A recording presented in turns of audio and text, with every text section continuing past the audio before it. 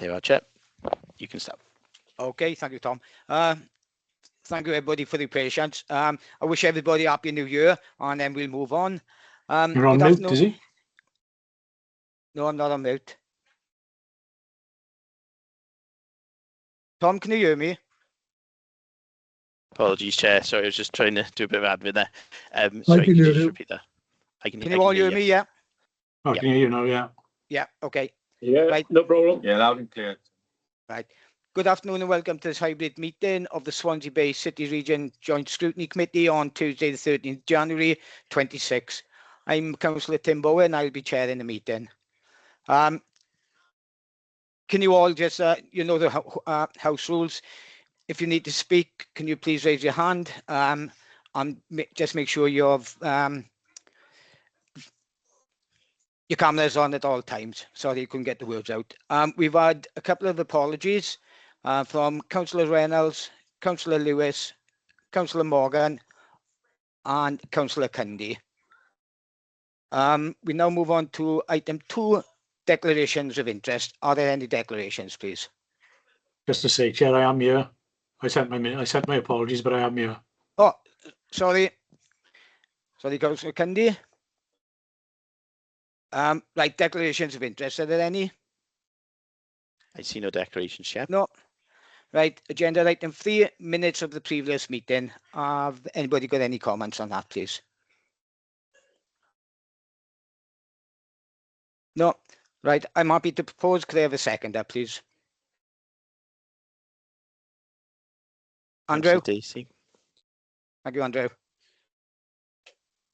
Agenda item 4, Audit Wales, Assurance and Risk Assessment, pages 25 to 82, and this will be taken by Gareth Jones. Over to you, Gareth. Thank you, Chair. Good afternoon, members, and Happy New Year. I'm really pleased to have the opportunity to present this report today to you. The focus of the report was to assess the City Deal's progress in addressing our 2024 findings. In that 2024 report, we set out 16 areas for resolution for the City Deal. We undertook the audit in May and June 2025, and we're presenting that report back to you today. When we undertook the audit in June 2025, we found that the City Deal had made progress in addressing the areas for resolution that we'd set out in June 2024. Of the 16 areas, 5 were complete, 4 were embedded as business as usual, making 9 that were complete. 5 are in progress, and 2 areas were not at that point started. So that shows that the City Deal has made progress. It's made some governance changes, and part of that has been the merging of the Economic Strategy Board with the CJC's Private Sector Advisory Board. However, our report highlights some challenges. It's been the progress to address the areas for resolution has been slower than set out in the original action plan. Some of the updates to the Joint Committee and this committee have been incomplete, with some reports covering only 3 of the 16 actions. We noted in the report that the Joint Scrutiny Committee meetings often occur after decisions, and that can limit the effectiveness of scrutiny. Impact assessment success metrics remain underdeveloped at the time that we did the work, making it harder to track progress objectively, and that the City Deal had not revised its timescales to reflect delays in its implementation. To address these issues, we've made one recommendation in this report, which is that the City Deal should ensure that progress reports to the Joint Committee and to the Joint Scrutiny Committee provide a comprehensive assessment of progress against all resolutions, or clear explanations as to why this is not the case. In summary, the City Deal has delivered progress, but transparency and timely reporting are important in ensuring effective oversight. Addressing the recommendation will ensure confidence and accountability as the City Deal moves forwards. I can confirm to the members of the Scrutiny Committee that the management response form set out in the action plan meets our Code of Audit practice requirements and shows that the City Deal has given proper consideration to the findings and the recommendation. The City Deal has provided an updated action plan within the papers for the item, and it's been presented already to the Joint Committee. It covers all 16 areas, and it notes that 1 further action has now been completed since we undertook the audit. The action plan also sets out that all the other actions will be complete by March 2026. I'll now hand over to Jonathan Burns, and I'd like to thank Jonathan and the team and everybody who was involved in the audit for the cooperation and the timeliness of the work that we undertook. And Jonathan will now take you through the City Deal's response as set out in the action plan. Jonathan. Thanks, Gareth, and Happy New Year, everyone. Only to add to it, really, you've got the action plan in the pack that you've all received. Just to pick on the bits that Gareth mentioned, there were 5 in progress and 2 to be actioned. They're all coded. So Audit Wales 01, so AW01 was the alignment between City Deal and the CJC. As Gareth said, that's taken a bit longer than what we planned, and that is still in progress. I know that Deb is here for a later agenda item to talk about part of that alignment. So we are progressing that. COO has been appointed for the CJC, and once that post is in, we can then look at full alignment between City Deal and CJC going forward. But in conjunction with that, AW05 was a review of the PMO capacity and funding. That again is part of that process, that review process. AW06 is linked to that, and that is risk of losing portfolio staff. We haven't yet, which is good news, and that's since 2024. So that's a positive for us. AW09 was the approach to align City Deal and CJC. Again, a sort of word tweak, but a variation of the previous actions in that action plan. And then the AW13, which is the 5th action in progress, that was around consistency of reporting benefits. And again, hopefully what you'll see later in the agenda that I'll cover around the benefit strategy, that will help support progression of that area of focus or areas of resolution. The 2 areas to be actioned, one is around the line management of myself. So again, that is caught up in the convergence of City Deal and CJC. And then AW11, which involves this committee, and Gareth alluded to it, is the scrutinies or regional scrutinies, effectiveness, value and duplication. And again, that is slightly covered in Deb's update in terms of governance of City Deal and CJC. And in the action plan, there is a section on there to review what needs to happen going forward. And as Gareth said, if it's a rear view mirror thing and we need to adapt that, we can look at that in the process of the review. The action that was part of this year's update, it was already corrected. It was weakness in the reports. As Gareth said, they were truncated for some reason when it transposed to reporting. That was fixed back in May 25. So all committees now get in the full action plan, which are the 16 areas of resolution and the ones that are still outstanding. So we're progressing, Chair, the actions as planned with the key actions taken and the planned activity that you all have in your report. Other than that, I'm happy to take questions or any observations from board members. Okay, thank you, Gareth. Thank you, Jonathan, for that report, and thank you for attending today, Gareth.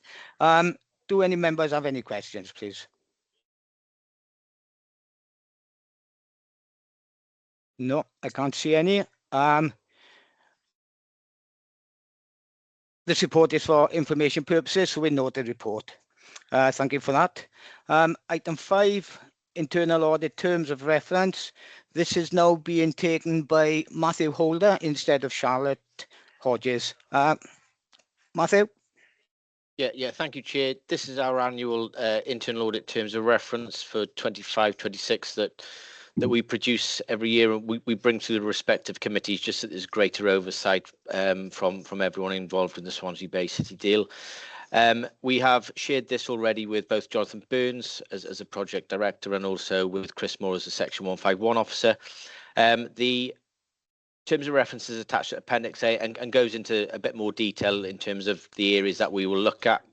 The programme itself is risk-based. So we will look at the key areas that will affect the Swansea Bay City Deal and whether or not it can meet its current objectives. We will follow up the previous recommendations from last year's audit to make sure they have been fully implemented. And then we'll also look at the governance, the project management and monitoring, financial management and risk management arrangements. My team have already started work on this, Chair. They're due to meet with John, I believe, this week. And my principal auditor, Sean, will conduct that field work, and it will be completed before March. I'm hoping it'll be completed before the end of February, if I'm being perfectly honest. Once that's done, that the report itself will come through our own internal audit quality assurance process to make sure that we've covered every area sufficiently, and there's appropriate evidence behind every piece of work that we do. Once we do that, we'll issue the report to both Jonathan and Chris for consideration and comment on whether or not there's any recommendation need to be addressed. And then once that's done, Chair, we will bring that to not only the programme board, but we'll also take it to the joint committee, and we'll take it back to the scrutiny committee so that there's greater oversight again. I'm happy to take any questions on it, Chair. Thank you. Okay, thank you, Matthew. Any members got any questions, please? No, I can't see any. This is for information, so we note the report. Thank you, Matthew. Item 6, Pentre Dawel Progress Report Update, pages 89 to 104. Alex Williams and Richard Reynolds. Before we go on to onto it, there was a question. I don't know if you want to ask that, Chris, or would you like me to just ask a question? Chris? Right.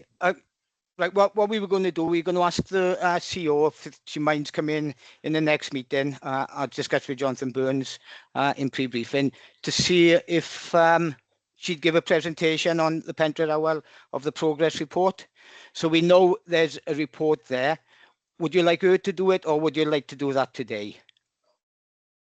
Sorry, do you mean the Chief Operating Officer, just so clear? Yeah. Yes. So the Chief Operating Officer is an operational role, only covering Zone 1 of the project. So I personally don't feel it would be appropriate to ask the Chief Operating Officer to present the report. It's my role as the overall project director, and I'm doing this on behalf of Chris Moore as the SRO for the project. The Chief Operating Officer has started in post. She only started on the 8th of December, but she's only got a relatively small remit for the project as a whole. So I don't think you'd have the full update via that route. Okay, Alex, that's fine. Okay, Tom. Yep, that's fine, Chair. Thank you for clarifying that for us. Okay, Alex, over to you then, please. So I've got a few slides to share. So let me just share my screen, and I will get them up now.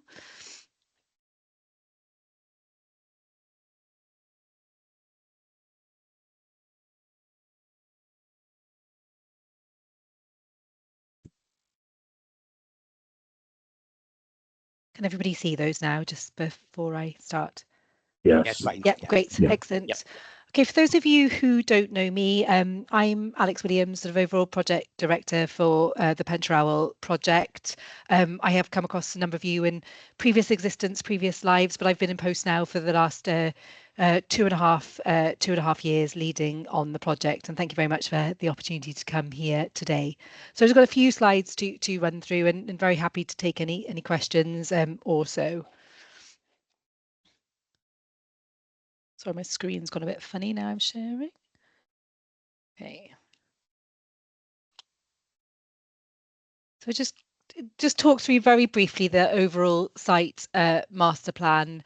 So as you're probably aware, the project's divided up into 4 distinct component parts. So phase 1, or Zone 1, as we've sort of called it through the lifetime of the project, now named Canolfan, has very recently opened to the public, and I'll go on to a bit more detail to explain what's currently live within Canolfan. And then the future zones, then is the plan just so spatially where they sit on the plan. So Zone 2s and 3s predominantly being around the assisted living, comprising of nursing home, residential rehabilitation and extra care facilities, as well as assisted living units. And then Zone 4 predominantly being the hotel with some element of housing as well. So from a Canolfan perspective then, this part of the project, total of £96 million of investment, £40 million coming from the city deal.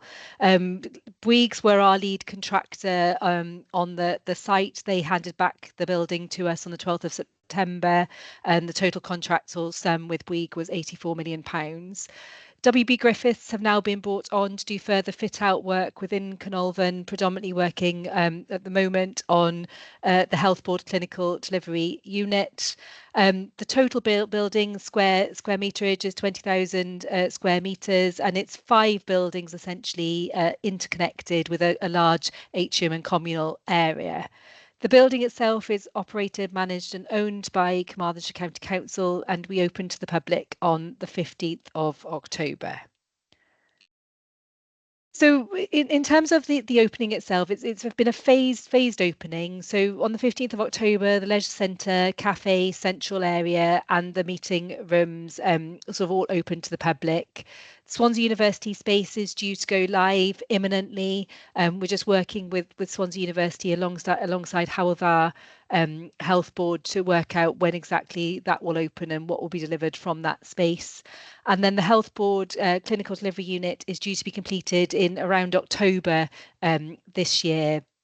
And that will then be opening to the public realistically, probably in early 2027. And we're just about to commence the work around the sort of business innovation space and conferencing. So some further detailed design work before we appoint a contractor to fit out that space. The building itself is open 7 days a week, slightly longer opening hours, Monday to Friday than at weekends. And we're sort of running the building ourselves. As I said, we've got dedicated facilities management on site. Mags has been appointed as Chief Operating Officer. She started on the 8th of December, so very new in post, but I think that post is proving critical in terms of operational delivery and day-to-day running of Canolfan. And as things stand, we've got 55% occupancy, the 3-year target of 90% occupancy. We're doing an awful lot of work around marketing the space, as well as liaising with interested parties who want to take over that space. And a key focus has inevitably been around active travel and trying to encourage people to travel to the centre through means other than their cars. So we have got a bus route, bus stop that stops there 8 times a day, and a real focus on active travel as well as a number of EV charging points. I realised when I pulled together this presentation, there was a fly-through video, but perhaps we can send that through as a link to you. I took it off the presentation for today because it kept on crashing the slides. So so a lot of the imagery isn't within this presentation itself, but we'll get a link over to you so we can send that to you and you can have a fly-through and you can actually see for yourself what the building looks like itself. But I have got one image of the hydrotherapy pool, which has been a really good news story. So this has been largely funded, in fact, from charitable funds that were given to the Health Board specifically for the purpose of hydrotherapy pool in the Llanelli area. So fantastic addition. To Llanelli at the moment, patients have to travel to Glangwili Hospital to be able to access hydrotherapy. This space is due to go live in the next couple of weeks. So really good news story. So from a health and research perspective, as I said, WB Griffiths have started the fit out works, indicative 12-month programme due to finish in October as things currently stand. We signed the agreements lease with the Health Board back in March of last year. Range of different services moving over to Canolfan, some from community venues which are no longer fit for purpose, some from Prince Philip Hospital, freeing up space within the hospital for more acute care.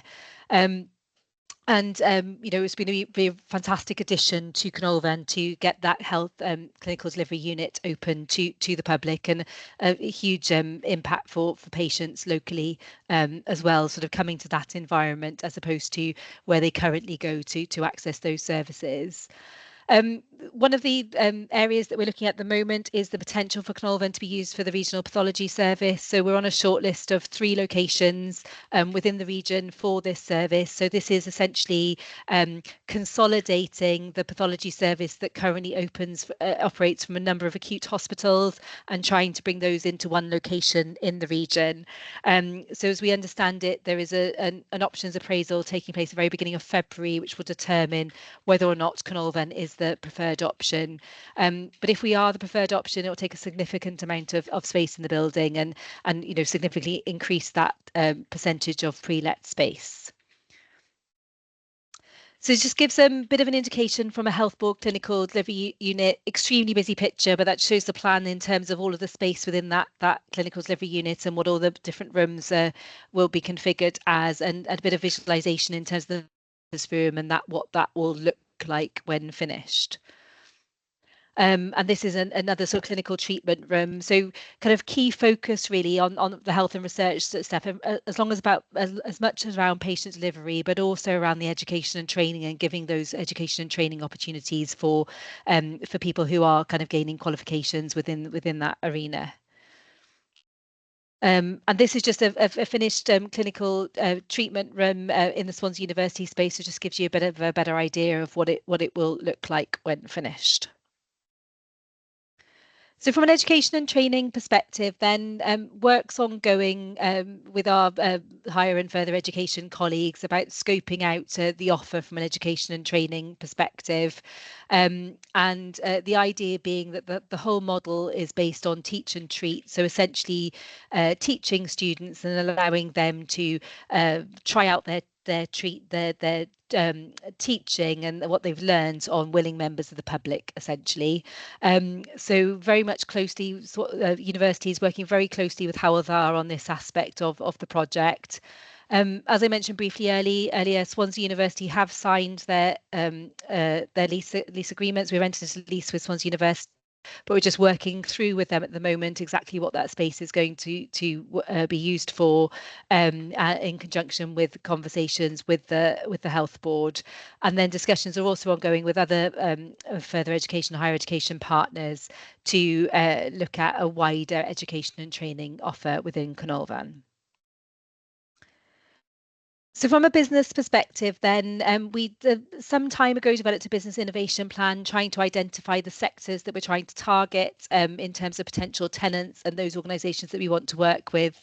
We're working with BP2 and Savills as property agents to market the space, and we've got a kind of a list of organisations that have come through that pipeline essentially, and we are sort of offering flexible options for businesses. So options between sort of category A office space and shell and core spaces, as well as hot desking areas.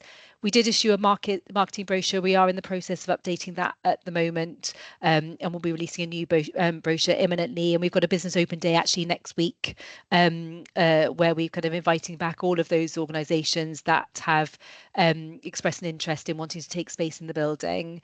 A number of heads of terms have been negotiated. We've signed several to date for that business innovation space, so securing those tenants to come to Carnarvon once that space is fitted out. So this just gives some CGI sort of imagery, artist impressions of what that business innovation space will look like when completed.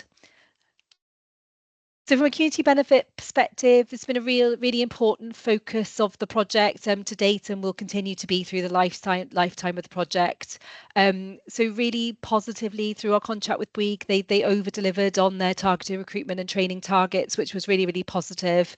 And and had a huge amount of sort of interaction, particularly with local schools, and working with school pupils, really to encourage them that construction is a path that they might want to go down in the future. So the pictures just show some of the interactions that have taken place. And then from a sort of wider sort of monetary sort of benefit, really, the local supply chain has hugely benefited the project. 75% of construction spend has been retained in Wales via Welsh subcontractors and suppliers. The remaining 25% has only not been secured in Wales because it's been from the type of products we've been trying to source have not been things that have been supplied in Wales. So that's the only reason why that 25% hasn't been secured for Welsh businesses. And the immediate sort of Llanelli, Carmarthenshire area, there's been real benefit to local businesses as well. Some of the picture on the right-hand side of the slide just shows some of those very local companies, but one to note in particular, Shuffle Bottoms, which secured £3.4 million for the steel frame that they supplied for the building. And we've done quite a lot of work trying to determine the overall social value of the project, and the estimate is of £35 million worth of social value to the economy. And we've now been recognised through a number of awards. In fact, one of them is noted on the slide through Construction Excellence Wales, but we also received a Go Award as well, raising the social value of the project. So just to give a brief update then on the future zones, inevitably our focus has been very much on Canolfan and Zone 1 and getting that open to the public, but we haven't lost sight of moving forward with the other parts of the project, because they're all key to allowing us to deliver the overall ambition and what we want to achieve. So with zones 2 and 3, so the sort of a more assisted living side of things, that we did have the outline planning consent extended by a further 5 years back in 2024. We are starting to work with Gleeds, who've been our overall project manager under Zone 1 for Canolfan, and a firm of architects to start to move forward with the design elements of zones 2 and 3, and really get to a better understanding of cost, potential, funding routes and operating models, and that will obviously inform our procurement routes and the way forward. So that work is commencing this month. And then in terms of Zone 4 and the hotel development in particular, we've been in an ongoing competitive dialogue process to identify an interested party to work with us to develop the hotel. We've concluded several rounds of dialogue now. We're very clear now on the hotel specification, and we're now entering into the detail of developing the contracts with a view to going to final tender. So, hopefully in the next sort of 6 months or so, we may be in a position to make an announcement around the interested party that we're working with, and the way forward with the hotel, which is really, really positive. And a huge amount of work's been undertaken on the capital and revenue modelling for the hotel to make sure that it's affordable and sustainable.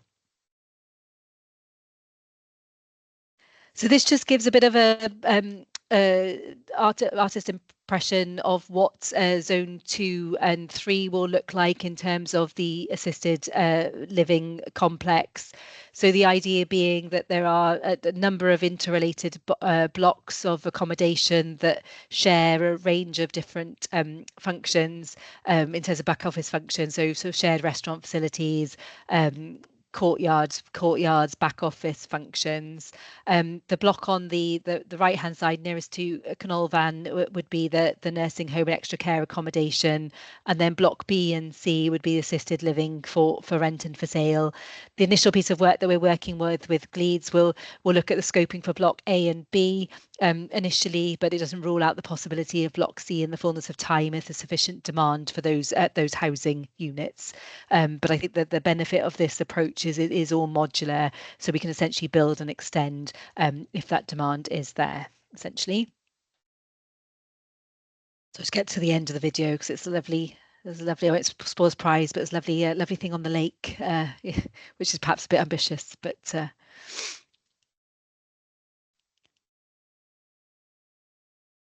yeah, the yacht on the lake, which is probably maybe going a little bit too far, but yeah, that would be nice to see one day. So just in terms of risks for the projects, then, I think we've been obviously reviewing the risks on a regular basis. I think some of the risks are starting to de-escalate now, inevitably, with Canolfan now open to the public. I think that the key risks really are now, as we move forward, around the overall sustainability of Canolfan and securing those tenants and making sure we can make the building pay its way, and then also being able to deliver zones 2, 3 and 4 within to make them affordable and feasible to deliver. I think that one of the risks to highlight, which I know has probably been discussed previously, but just unfortunately Pentrawl as a site is captured within the area affected by the NRW guidance in relation to marine nitrates. We are working very closely with our planning colleagues to work out how we can move forward with that. I think because Zone 2 and 3 already has the outline planning consent, there may be scope to determine matters under reserved matters. So we may not be affected in relation to that, but we're seeking advice on that on the way forward. But Zone 4 is a new planning consent. So we're working with our planning colleagues about trying to be clear around the mitigation strategy once we've got more guidance from NRW. And then from an insurance perspective, we have a gateway review planned for April of this year. And that's it. So really happy to take any questions. I know there was a couple of other questions from the pre-briefing as well. Yeah, thank you for Alex. It is an impressive building. When we had that walkabout, sorry we couldn't get there for the opening. We had other things on in the council, so we couldn't make it. Right, we'll go over to questions now. If any members have any questions for Alex, please. Hi, Alex. Sorry. Oh, right, go on. I'll go to you, Chris, first, and then I'll go to Hi, Giles. Alex. It is impressive when we went to have a look at it prior to opening. A couple of things to ask you. I know I was told the pool was 20 metre, but looking at it, it's 25 metres, so that's not an issue. The one thing I'd ask you is how much, what sort of leases have you had from the university, and is it a long-term lease? And on top of all that, you know, the units that are going to be in the assisted living units, when are they going to be available? Okay. So yeah, so it answers the first point. Yes, it is a 25 metre pool, 25 metre 8-lane pool, which allows us to do range of competitions essentially, and the size was determined based on that to ensure that we can do as many competitions as we possibly can. In terms of the agreement with Swansea University, there are, I think, 7.5 years left to run on that lease essentially. So it is a fairly long-term lease. And then the assisted living units, I think from a time frame perspective, we're probably talking about 4 years from now in terms of getting to the point of somebody living in those properties once we've been through all of the design phases, construction phases, and all the rest of it. That realistically, that's what we're looking at. Okay, Chris, happy with that? Yeah, thanks very much, Chair. Thank you. Okay, thank you. Giles? Lovely, thank you, Chair. Can you hear me? Because I couldn't hear Chris then, so I don't know whether I've got a problem on my side. But anyway, no, look, yeah, right, okay. No, it's just a positive spin from myself. Obviously, I'm Carmarthenshire councillor and I'm a Llanelli councillor as well. And, you know, as you said, Tim, you know, a few of us have been down there, and it's an absolutely wonderful facility. And it's great to see, you know, the money that's been spent with the Swansea Bay City deal, you know, put into something physical. I know there was offices and what have you opened in the Kingsway in Swansea recently, but specifically about this project, you know, it's a wonderful addition to the landscape in Llanelli, you know, in an area that's you know, deprived really. To sort of have something like that with all the other organisations that are coming on board, it's fantastic. So I just want to congratulate you know, the whole team there really for pulling this out, and you know, and we look forward to the further developments with it. And I'm enjoying my spin classes as well on a Wednesday night. Okay, lovely. Thank you, Giles. Thank you for that presentation, Alex. It was really interesting, and that's all I can say is all the best for the future. This report is for information, so we note the report. Moving on to item 7, the future of the Swansea Bay City Deal Programme and Management Office, pages 105 to 106. And I believe this has been taken by Debbie. Thank you, Chair. Yes, I think you've probably had some reports previously to consider on this issue. As you know, a review has been undertaken on the position of the POMO, the Portfolio Management Office, and the future of the Swansea Bay City deal, and whether there should be changes to the governance arrangements, and whether there should be you know, various options to consider. And what has come out of that review is the preferred option that's been endorsed both by UK and Welsh governments, that there'd be a merger, really, or a subsuming, however you want to describe it, of the city deal functions within the South West Wales Corporate Joint Committee. So what that means in effect is that the joint committee of the Swansea Bay City deal will transfer its functions to the corporate joint committee, and the portfolio management office will support the new governance arrangements, which will be within the corporate joint committee.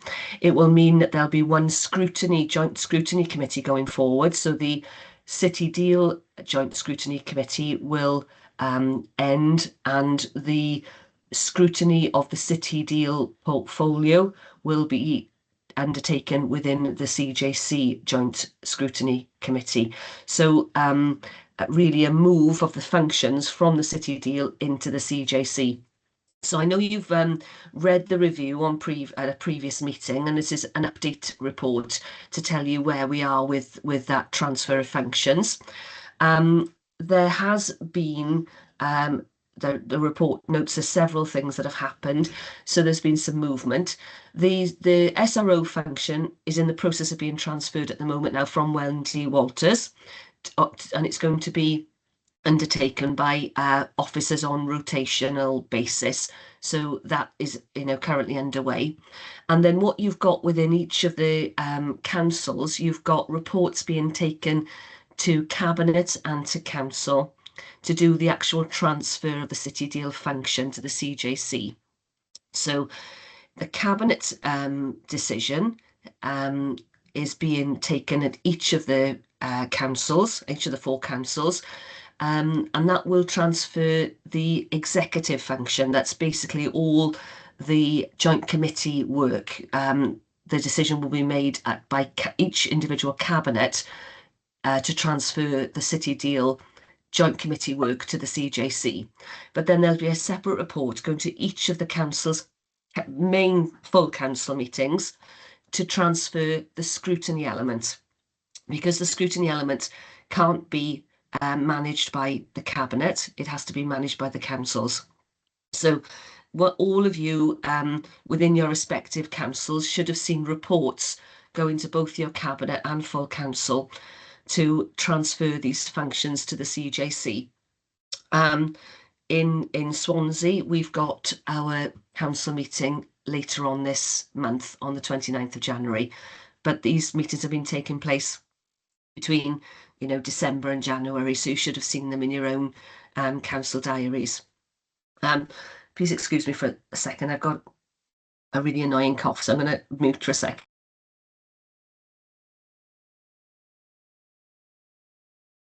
Thank you. Whilst that work is being done on a governance level, there's work being done on the ground as well to look at the support arrangements that the new CJC will need. Not the new CJC, but the new combined functions that are being dealt with by the CJC. So that work is still ongoing. So we don't know at the moment what support will be required by the CJC to deal with the city deal business and the CJC business. We don't know what that is. It's currently being assessed. So that's the nuts and bolts of the report. As you know from previously, the whole idea is to streamline governance, remove some of the overlap that was going on, and to make it more efficient. So that's the rationale behind it. And we're at that stage now where your various cabinets and councils will be making those decisions. So I don't know whether anybody has any questions for me, Chair.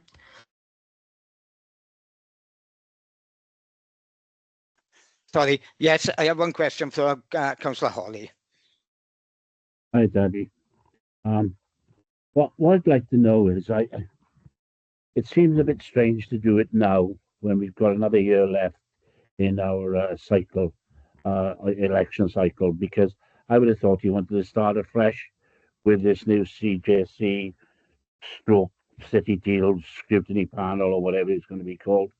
And I was wondering why is it all of a sudden it's got to be done now? Is there a particular reason for that? Yes, it was all to do with the financial sustainability, really, of the current arrangements. So the Portfolio Management Office, which supports the City Deal portfolio of programmes, and John Burns is the director of that portfolio office. The funding for that portfolio office runs out in the next financial year. So something had to be done to either further support the POMO by putting more money in, or the opportunity was taken to look at different models about how that can be made more sustainable and at the same time reduce the overlap, because I think a lot of feedback that the stakeholders were giving to the review is that there's crossover between the work of the CJC and the City Deal. And also the City Deal is obviously a 15-year programme, and we're well into that now with a lot of the business cases, well established and up and running, and some of the projects, as you just heard, Pentrowel, 71, 72 the Kingsway, have reached completion to some respect. So it was the outcome of the review was this was now an appropriate time to merge the functions to make it more sustainable going forward. Okay, Chris, you happy with Okay, that? yeah, thanks very much. Thank you, Debbie. Yeah, I got a quick question, Debbie. I sit on the other committee as well, and we've had that discussion this morning. It doesn't sound as if it's going to be an easy transition to merge these two. Yes, I haven't had any feedback yet about the practicalities, because obviously, as you say, you've got two joint scrutiny committees at the moment with different memberships. I think some members do sit on both, but there are different memberships, aren't there, generally, of the two scrutinies. And you've got 4 councils all having to make the same decision about who sits on the... It's not a new committee because it's the same committee, but what's the new membership going to look like? And should it... I think the feedback I'm getting, I haven't had a lot of feedback, but the feedback I'm getting is there really should be a mix of some City Deal scrutiny members on there and some CJC scrutiny members on there. It shouldn't all be CJC there, because that defeats the whole purpose of merging the functions, really. So yes, possibly some difficult decisions to be made by each of the councils. I don't know a huge amount about how easy or difficult that's going to be. Okay, thank you. Do any other members have any questions they'd like to ask, please? No, I can't see any. This report is for information, so we note the report. Moving on to item 8, Swansea Bay City Deal Benefit Strategy, 107 to 134. Do any officers have anything to add? Jonathan? Thanks, Chair.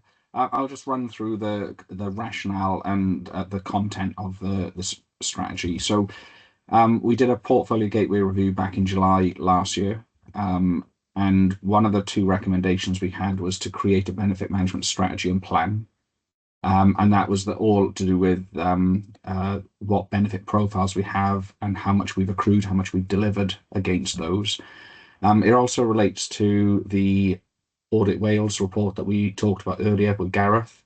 There was a area of resolution called AW13, and that was about consistency of reporting benefits. So that responds to that audit area of focus as well. So the PMO have worked with, in consultation with key stakeholders, that includes the project delivery teams, the governments, and we've created a benefits management strategy, which you have in front of you today. The whole idea is to communicate the intent and the mechanisms of how we will monitor and develop and realise those benefits. So how we identify, manage, track, realise across the 9 projects and programmes contained within the strategy. We have our portfolio benefits that we always have, and that is around investment, jobs, and economic impact. What we find in every single business case, they have up to 27 benefits to realise. So when you multiply that across the portfolio, there are, well, in addition to probably 130 benefits across the entire portfolio that are being monitored and measured. So we will, as we said in previous meetings, we're in the process of creating dashboards for you to see have visibility of the wider benefits across that. This strategy, if you like, encapsulates that approach to dashboarding. So what we've done in the past, we've had benefit profiles, we've got benefit registers, and we've got benefit maps. Those are 3 articles that we have for every project and program. They are still working to those. All we've done now is put in place this overarching strategy document, which contains those 3 other elements, the profiles, registers, and maps. One of the things through the consultation, which was really good feedback, was if a project has realized its benefit, how do they go about closing it? So what we've incorporated into the strategy is how we close benefits. So again, when we have a long list of 130 benefits or whatever the number is that we'll end up having, we can then start marking off where we are completing benefits. Some of them won't be completed until the end of the portfolio, up to 2033. Others will be realised before then, but we can continue monitoring the ones that have already been realised. So there will be a mixed bag, but at least you'll have that dashboarding. And in the document, the important bit about this strategy is that it links to the evaluations. So we've talked about evaluations for quite some time now. As it happens, I was talking to Eregin in terms of their economic evaluation that they're currently undertaking.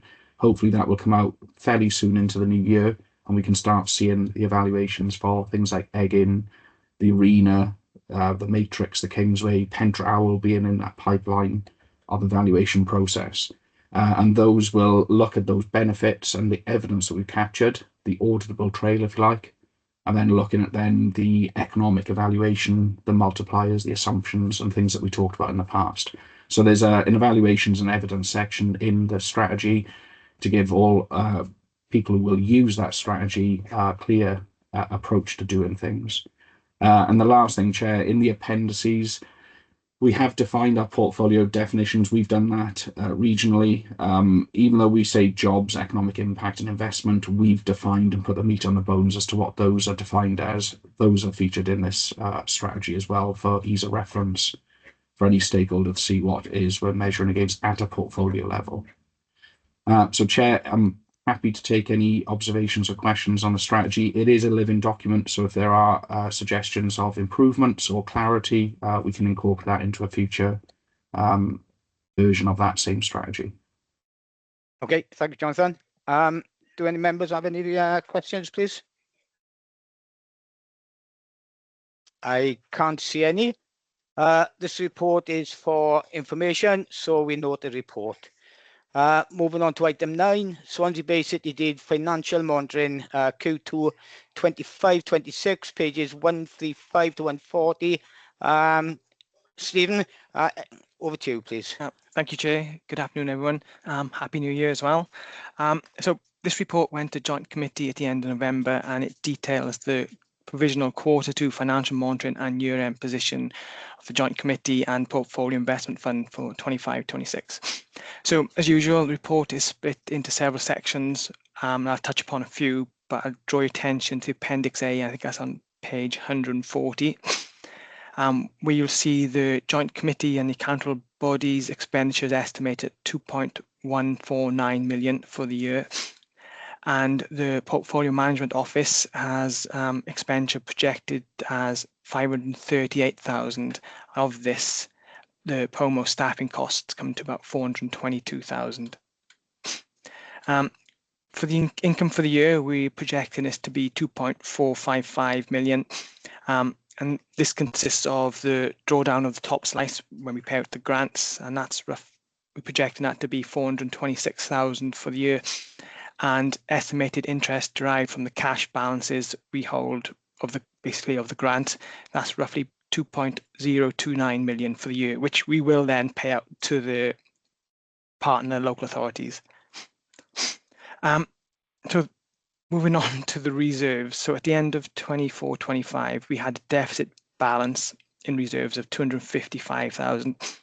And as of end of Q2, we're looking to further add to this with a further deficit of 350,000, which would then bring our deficit at year end to 605,000.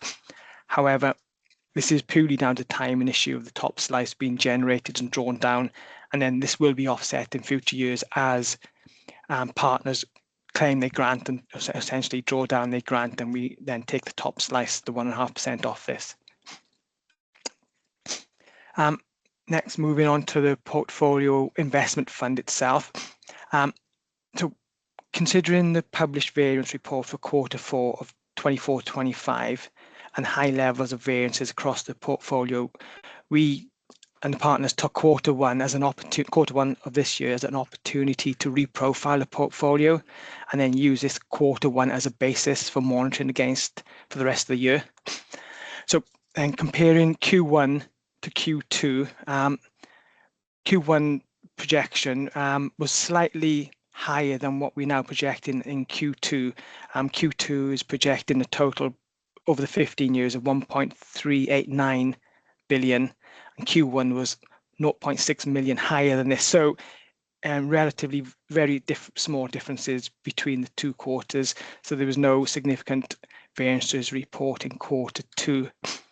However, looking at the annual investment forecast, so this is the forecast we're expecting in year. Q2, we're projecting to be almost £175 million spent within the year. So that's City Deal grant, public and private sector. So this is an extra 12.6 million compared to Q1. And this is mainly due to the HAPS project, reported an overachievement in the public sector leverage of 16.2 million.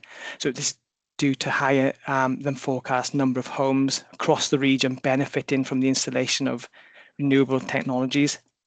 However, conversely, the supporting innovation and low carbon growth is demonstrating an in-year underspend of 3.6 million. So that was in relation to the Tata transition funding, with delays in agreeing the lease and funding documentation with Swansea University. However, that underspend in the current year will be utilised in the next financial year. Next, I'm going to touch upon the private sector. So we monitor the private sector quarterly when we monitor the grant and public sector spend as well. So as of end of Q2, 170 million of private sector funding has been achieved, which is about 24% of the total private sector target or projection of 719 million. And this 170 million equates to about 29% of the total portfolio spend to date. So with the private sector investment, most projects are forecast to achieve their private sector funding towards the back end of delivery. And we can see when we look at future year projections, in 26-27, it's projected 180 million worth of private sector to be achieved. So in just next year alone, it'll be more than we've achieved in the previous 7 years. And then in 27-28 and further, 245 million is projected to be achieved. So we'll see over the next few years the private sector funding ramping up significantly. So to conclude, Q2 financial profile is on target. It varies by less than 1 million from Q1, and there's a positive overachievement in the public sector funding leverage in the financial year. So thank you very much, Chair. I'm quite happy for any questions or observations. Thanks. Okay, thanks, Stephen. I can see Chris, you've got a hand up. Yeah, thanks very much, Stephen. Can you confirm that the 24% of the total amount of private investment, that private investment is mostly housing, is it not? Bear with me, I just grabbed my spreadsheet. 1 second, sorry. The overarching is, Councillor Holly, in terms of the 300 million plus, but in terms of that money that we've got secured, a lot of it's digital infrastructure. Yeah. Yeah, it's a mix, it's spread across. Right across the whole total amount in the City Deal. The majority, I think, is over 60% of the total amount of investment is in housing. Is that right? The HAPS project. Yeah, they are projecting. Bear with me. I think it's 376 million till the end of the project. Yeah. But making up the 170 million claimed or achieved to date to end of quarter two, almost 91.5 million of that is due to the digital infrastructure team, and that is a regional project. HAPS project achieved just over 50 million. I'm just going to go through the next biggest one, and I think is, sorry, my spreadsheet is massive, so I'm going to scroll across. HAPS, sorry, the Pembroke Dock Marine is 19.5 million achieved. Bear with me, sorry, so keep scrolling across. The skills and talent, just under 5 million. Supported innovation, low carbon growth, just under 2 million, and then the others are smaller values, but still still contributing to the overall 170 million achieved to date. Okay, another digital infrastructure that's being run by OpenReach and wherever, isn't it? It's the digital infrastructure that's being laid out, is it not? Yeah, yes, in part, but the lead authority is Kamal and Shub for that one. Do you want to say something, John? Yeah, so there's 3 work streams within the programme. Each one of those work streams has procurements, and each one of those would use public and private sector funding to deliver the solutions for things like rural connected places, and then IoT/5G type activity. And there's a whole host of procurements, current, and one was just completed, one has just been awarded. So different providers are associated with each of those procurements, Councillor Holly. Yeah, I know the rural one is a totally different one to the urban one, is it not? Yeah, that's right. Because a lot of that is the dark fibre. Have you come across the dark fibre? So you've got one which is Swansea, one which is Carmarthenshire, and those two, one is complete, one is in the process. So those are examples of those procurements. Okay, thank you. Okay, you happy with that, Chris? Okay, no more questions. So reports for information, so we know the report. Moving on to item 10, Swansea Bay City Deal Portfolio, monitoring Q2 25-26, pages 141 to 230. Jonathan. Thanks, Chair. Standard report, I'll go through the portfolio level information, and then I'll just highlight a few of the projects. If anybody wants to jump in at any point, they can, or if they want to highlight anything within the project report, because there's a lot of information in there to unpack. I'm not going to go through the whole report. So if I start with a scorecard, this is the red, amber, green scorecard. So we've had a bit of movement on 3 different projects. So skills has overall moved to green status from amber, which is great to see. Within that, the scope changed from amber to green, and the digital so that's how it works. So sorry, it was the scope change from amber to green, moving overall status to green. In terms of digital, finance moved from amber to green, and that also moved the overall status to green. Egging moved the other way, so the scope has moved from amber to red. So Trinity are still looking for a design solution for Egging phase 2. That's why it's moved to red. So the overall status has turned to red while that is underway. And there is a 4th one, which is the formerly known as campuses, the National Institute for Sports and Health, NICHE. The delivery moved from red to green, and finance moved from red to amber, moving the overall status to green. Particularly in that project, they are going into the demolition and then breaking ground stages for Singleton phase 1. So those are the movements on the scorecard. In terms of portfolio risks and issues, there's 3 red risks and 3 red issues, so there's no movement on either of those. Just to recap on the red risks, rises in construction costs is the first one. Projects programs not delivering their outcomes assigned to their business case, which we just talked about the strategy, and TAN 15. So those are the red risks. In terms of portfolio issues, there's 3. In-year variance, and Stephen just highlighted that we did a reprofile in Q1 to help combat that in-year variance. Then there's the issue of the variance in delivery of the overarching programs. So that's the longer term, not in year. That goes up to 2033. Trying to make sure that projects deliver as quickly as they can and as accurately forecast those as much as they can, both for the financials and the delivery, but also the benefits that they realise. So we're working with all the projects and programs hard on that front. And the rising construction costs, because some of it is at risk and the others are happening. So there are issues. The rising construction costs is a red issue and a red risk. So those are the three red portfolio red issues. In terms of benefits, we have seen an incremental growth for jobs created. That went from 912 to 982, mainly down to Pentre Owl and Holmes's power stations. And Stephen's done the investment, but we're now up to 588 million or 588.51 million of the portfolio spend and investment up to Q2. So again, everything's moving in the right direction. It's incremental at this stage. I'll just reiterate it because I think I say it every meeting. Once the evaluations come through, we will see some of those numbers jump, particularly on the economic side of things, jobs and wider investments. In terms of the procurement pipeline, there are a couple of movements there. So support innovation, low carbon growth, led by Neath Talbot Council. Both the switch and the advanced manufacturing production facility have moved right. So they have had a variance.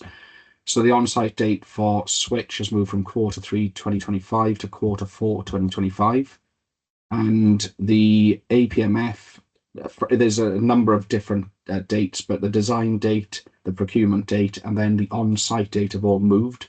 I'll use the last set of dates. So on-site date has moved from Q4 26 to Q2 27.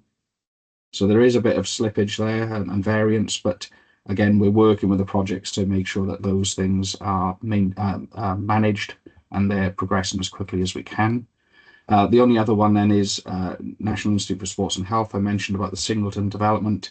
The completion date moved from Q3 2026 to Q4 2027. And as part of that, a change notification will be submitted to re-baseline the timeframe of construction for that building. So those are the movements in procurement. I'll pause there until I go on to the projects, as I always do, in case there's any questions. I can't see any hands, so I'm assuming I can carry on. So just to run through some of the projects and programs in terms of progress and where they are. So if I start with support innovation, low carbon growth, we've seen delays to switch, as I said earlier on, but what's good about that is that the heads of terms with Swansea University are now agreed and signed, so that can now progress, which is great news. Skills and talent, the key thing to note on this, there's a change notification in the pack that you have, and what they've asked to do is reprofile the public and private sector funding. So this comes back, Councillor Holly, to things change and adapt. And you mentioned about where does the money come from in terms of private sector. Well, what they originally hoped for or forecasted for skills and talent was £16 million of public funds, 4 million of private. They've now flipped that around so that the proposed profile is 4 million of public and 16 million of private. It's a fantastic news story. It shows that we are working with industry and industry-led skills, and that the project team are delivering, probably superseding what their targets were. The funding, overall funding is the same, but where the money comes from is more in the private sector than public sector. In the report, it says, Jonathan, that is a remarkable story. Absolutely, and I one that should be congratulated and spoke about in the general public, because that is a remarkable story. And who is and it's various providers, I'm assuming it's not just one. Yeah, the vehicle for delivering the skills and talent program is the Regional Learning Skills Partnership. So they're the vehicle, but they've got a project team. But it's, Jane is overseeing the team with Sam. But there is a group of people, and what's good about it on top of that is that the colleges are working really well together. That we're linking really well with the schools. The universities are engaged fully with the opportunities. So I agree, Councillor Holly. I'll pass on what you've said, but we do want to, wave the flag on that. The transform, if you like, from public to private. But one of the key things for that for future is that the City Deal project will come to an end. We need to sustain that activity behind that. So within the next 12 to 18 months, we need to look at what's the future proofing for the skills and talent program. But it's working really well. Remarkable. It's probably not worth me covering Pentre Owl. I think Alex has done an absolute brilliant job on summarising where we are with that. You know, the important thing for Pentre Owl is that there are 3 other zones, Carnarvon being the first one. They're progressing things around the hotel and the other 2 zones as well. So hopefully we'll see those come through the pipeline. Digital infrastructure, we mentioned this earlier on. So there's the full fibre infill project, which is completed. That was on time and on budget. Bringing full fibre to 69 public sector sites and supporting transformation of public service delivery. So that is completed. Again, that's a very good success story, working both with governments and key providers of broadband. We also have now a delivery team and a board established for another project called the Better Broadband Infill Project. So that was recently procured. So again, that's progressing into delivery, and we should see that now over the next 12 months pick up some speed. In terms of waterfront, the only one I'll highlight, it's worth noting actually that the innovation matrix is still at 100% occupied. Some time ago, we had challenges from both governments and from stakeholders saying, well, if we build these buildings, how do we know that we'll occupy them? So innovation matrix being a testament to that, that they're 100% occupied, and they will look at an economic appraisal in coming months. But they need to make sure it's operating for at least a year and a half before we start looking at the economic appraisal. The one I was going to mention was the hotel. So that's still in heads of terms with the preferred hotelier. It's in principle until that is kind of shared in the public domain. You know, it's happening, but it's not quite there yet. Which hotel is this, Jonathan? The one in Swansea or the one in Llanelli? So the one in Llanelli is going through competitive dialogue. The one I just referred to is the one down by the arena for waterfront. Yeah.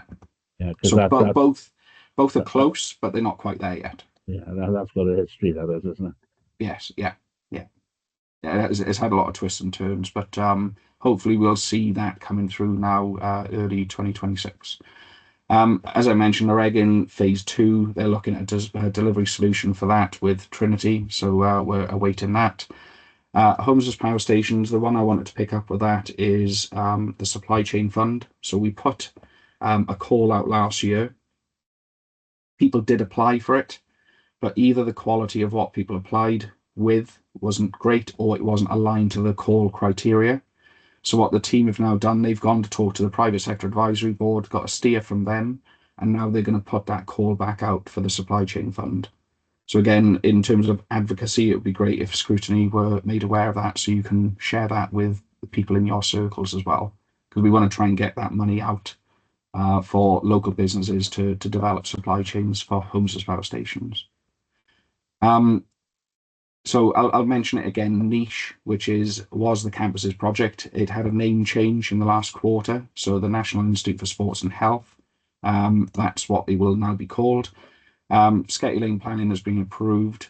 And back in July, the Morriston Management Centre had a change request and that converged into the Sketty Lane operation. So all the funding went in that one instead of splitting it across 2 sites. So that change request has been approved and it's gone through due diligence, etc. As I said, I'd urge you to read the reports if you haven't had a chance to read them. There is a lot of information in there. I think I've covered off the key things I wanted to cover, but I'm happy to add anything, Chair, if anybody has any questions or observations about other projects. Okay, thank you, Jonathan. And before we move on, I'd just like to thank all the officers for their presentations today and for all the hard work they put in through the years on all these projects. Thank you. Does anybody else have any questions they'd like to ask? I would like to ask if it's possible, Tim. How is the project down in Milford Haven doing? How's what? Sorry, project down in Milford Haven. Good question. I had that and I didn't highlight any because there's a lot of information in there. So it's going really well. So there's 4 parts to the project. The infrastructure part of it, the PDI, so Pembroke Dock infrastructure, everything's delivered apart from what they call Lot 3. What they're looking at is what is the industry demand for the space they have in what they call the transport corridor. And until they know what the industry demand is, because there's current buildings there and there's space, if anybody's been down there, what they don't want to do is demolish something and then find that a business wanted that space for storing stuff. or if they needed to demolish it for lay down space or something else. So I'm in close dialogue with the Port Authority to figure out what that lot 3 will look like. But in the grand scheme of things, it's a few £1 million of tens of £1 million project for that part of it. So that for me is fine. In terms of there's a project called Neath, which is about collaborations with industry and universities. That's going really well with the ORE Catapult, which is part of UKRI funded activity. They, as it happens, have just asked for an extension just to make sure that they maximise what they get out of the funding. So they asked for a 6-month extension that will go through governance, but that's a good thing. Meta's still being delivered, and the other one, which I've totally escaped my mind, is completed. I can't think what the heck the acronym is. PDZ. No, so it's Meta that's closed. I've done that the wrong way. So PDZ is the other one, the zones. So the Meta one is completed, and we're working with the projects to look at project closure. So progressing really well. It's in most of what the activity is either in flight or it's concluded. And they will start looking at things around evaluations, monitoring of the jobs, the wider jobs created around the sector that they have created and are creating down in Milford Haven as well. So, Councillor Holly, if you do get a chance, there's photographic footage of the blades that they're taking in and out of the port. These are for onshore wind. They are phenomenal in how they're getting them through the roads and wherever else. But those are the type of things that they can now get in and out of the port, whereas before they weren't able to do that. So it creates an open way for getting things into the sea and out of the sea. I think that's a superb project, and one, because of the nature of it, is going to be a lot more sustainable than some of the other projects that have gone ahead. Absolutely. Anyway. And it also links to the free ports, which is again an even bigger opportunity as well. So I'm not over convinced that the free ports are that particularly good idea, because unless you've got Singapore, which was the initial free port, and Rotterdam, those type of free ports, we haven't got the idea that has come up about our free ports. Is just tax exemptions, and that's it really, more than anything else. So hopefully we can capitalise on that. Hopefully. Well, let's see. Okay. Thank you, members. Do anybody else have any questions for Jonathan? No. This report is for information, so we note the report. Moving on to item 11, Forward Work Programme 25-26. Tom or Jonathan, do you have anything to add, please? Tom, are you happy for me to just summarise what the report is for members? Yes, so it's a joint committee work plan, summarising activity, and it's always a 6 to 12 month jump forward. So this is the most recent one. The document summarises all key actions around governance. There's stuff around communications, engagement, legal, finance. So it's just an activity, and what we're trying to do, myself and Tom and our teams, we try to make sure that we align activity for scrutiny with what the joint committee has in that work programme. I'm not going to go through each action. There's a whole list of things there for the members to read and review. Tom, do you want to add anything to that, or are you happy? Yeah, thank you, John. So very much like John said, as a committee, we tend to align with reports that go to obviously joint committee and the work that John's team does. Probably from an administrative point of view, what's a little bit tricky for us as a committee at the moment is obviously there's a lot of change going on with the merging of City Deal and CJC. So you may see that we have a meeting planned for May, which I'm not sure about at the moment, particularly because it technically falls into the next civic cycle, so there's potential for that to change. But also we may require an additional meeting between now and then anyway, based on some of the reports that Debbie referred to earlier about, needing to sort of formalise the arrangements of those. So if you could keep an eye on your emails, I may potentially send you some sort of email at some point about updates. I am in contact with Craig Griffiths about that legal officer, just to sort of establish if he's aware of what we would need, and then I can speak to the chair and officers then about what sort of reports they would require and what sort of dates we would need for that. But certainly in the interim, obviously, if there's anything that the committee wants to do or wants to request, let me know, and we might be able to put a meeting in anyway to try and deal with those matters. So it's just to flag that up to members. Okay, thank you both. We note the forward work programme. Item 12, urgent items. You'll be glad to know we have no urgent items today. Thank you all very much for attending, and see you on the next meeting. Thanks all. Thank you, Chair. Thanks, everyone. Thank you. Bye. Thank you, Chair.